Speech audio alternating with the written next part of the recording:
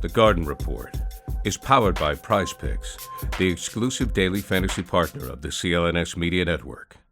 Hey, Bobby Manning here. Welcome to the Garden Report. After one of my favorite games of the year, we just broke it down with Noah Dalzell, Kevin Chouinard stepping in to talk about this Hawks team that could be a potential first-round opponent for the Celtics here as they were a year ago. Tonight reminded me of that series, Kevin. The offensive rebounding of Atlanta, them able to match the Celtics' three-point rate, and them just making it hard on Boston with the big bodies, Clint Capella, all the wings able to go at Jason Tatum, make it difficult on him in the second half.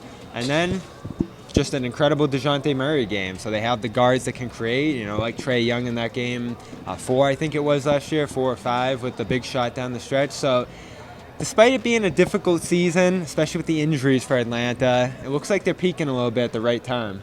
Yeah, they've definitely found some chemistry here in the second part of the season. Early in the season, they were playing a lot of over-helping kind of defense. They were doing a lot of big up to the level of the screen, and they were having trouble kind of covering their back on the back end. And they've kind of sorted that thing out now.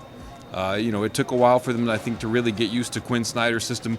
Obviously, Boston saw a lot of Atlanta last year, but that really wasn't a Quinn Snyder team. I don't really think they were doing his things yet in that series. And then with the start of this season, there was a learning curve for them to get caught up. And, I think that they've gotten caught up a little bit, especially on the defensive end. It's going to be interesting, too, because they've found something the last week or two here with Trae Young out, Jalen Johnson missing some time here as well, and Onyeka Okongwu part of that front court. This has always been the thing with the Hawks. They have so many good players, but some at overlapping positions, multiple ball handlers at that guard position. So you have those Dejounte Murray runs, you have your Trae Young runs. So it's great to get those players, maybe the 2 best players on the team back in Young and Johnson. But they'll have to figure things out a little bit down the stretch just in terms of reintegrating those guys, figuring out who they're going to go to there. How do you think that's going to play out, especially with the playoffs so close?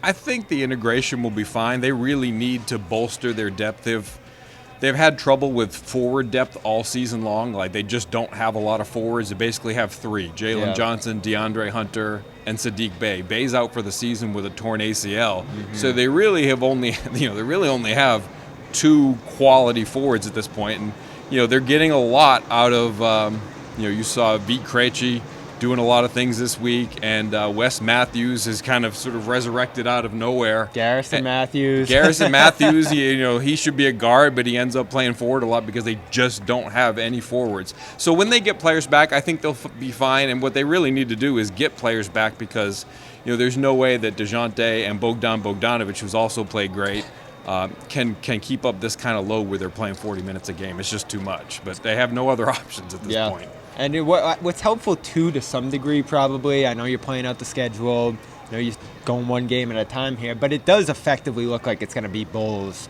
Hawks in that 9-10 playing game. So you can probably, if you're the Hawks, look ahead at the Bulls a little bit, starts, prepping for that game in a couple weeks here. That's almost inevitable at this point, but it's tough playing from 10. Going on the road to Chicago probably, then playing a Miami or Philadelphia odds on in the 7-8 game, whoever loses that one. So it's a similar position to last year. It's going to be a little bit of an uphill battle getting into that game, but they won that 7-8 game last year. They lose both games in Boston to start that series, and then they make it tough going 6 there. So I still have a level of respect for this team.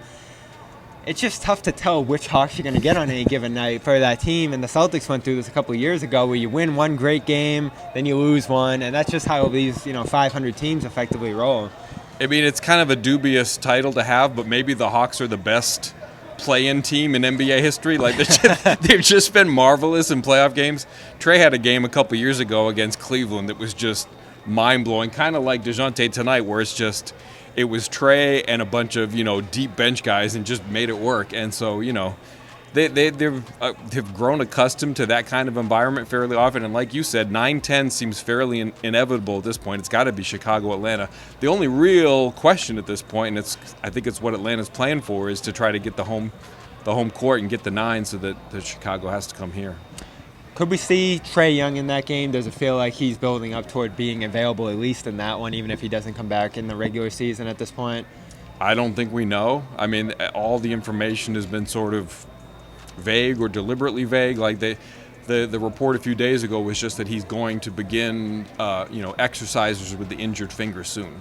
So that just kind of leaves it open or closed. I think it could go either way, and we don't really know, but it's definitely a possibility. Yeah, and some questions going into the offseason with him. It'll be interesting to see if he does come back at all this year, how that leads into some of those questions in the offseason. Last one I got for you, the Celtics team. See them a couple times this week. I know injured in the first game and resting. This is pretty much the whole product here in this game, the starting five that's been so good all year. They played for the first time in 3 weeks tonight. What was your impression of them, seeing them up close here, and what have you thought of them all year with some of the incredible, net rating and offensive rating and just things they've accomplished? Yeah, Boston's an incredible team. Like when they roll that starting five lineup, I thought tonight, for example, was a much better game because Drew Holiday and Derek White were in, and so this was just a super high quality game compared to Monday. And when they roll out that starting five, there's just no weaknesses. Like Porzingis can have that open 25-footer from the top of the key whenever he wants, because there's just no way for teams to find and rejigger things so that they can get that coverage. So they can just do so many things offensively. They're just a super impressive team. The one thing that I saw tonight that makes you just wonder a little bit was the late game situation where it was just Dejounte pulling Porzingis off of a switch time and time again, and the Hawks just rolling with that, the Celtics rolling with it, and it would came out in the Hawks' favor again and again and again without a whole lot of changes. And I just wonder how that's going to look going forward. And the Celtics took Porzingis out on that final possession. You get Holiday on Murray there, and he still gets a shot. I mean, what was it, 45 shots for Murray tonight? On a bad back, there were probably millions of people watching by the end of the game, but the few that were watching at the beginning, I think if you watched DeJounte's first 7 shots, I think maybe 5 of them didn't hit rim. They would just kind of hit backboard and came off, and I think he was sort of feeling that back early on. He was questionable with a lower back strain, and it looked like it took him a while to get warmed up, but when he did, obviously, he had it going. You love to get a game like this time of year. It can be some sloppy basketball. Monday was a pretty good example of that, the 30-point swing. The Hawks get 2 huge wins, along with one over the Blazers in between, so they're pushing for that 9 seed. They could be a first-round opponent here for the Celtics. Love to have a guy like Kevin Chouinard by our side here, giving some insight. Check him out, Hawks.com, and your Twitter?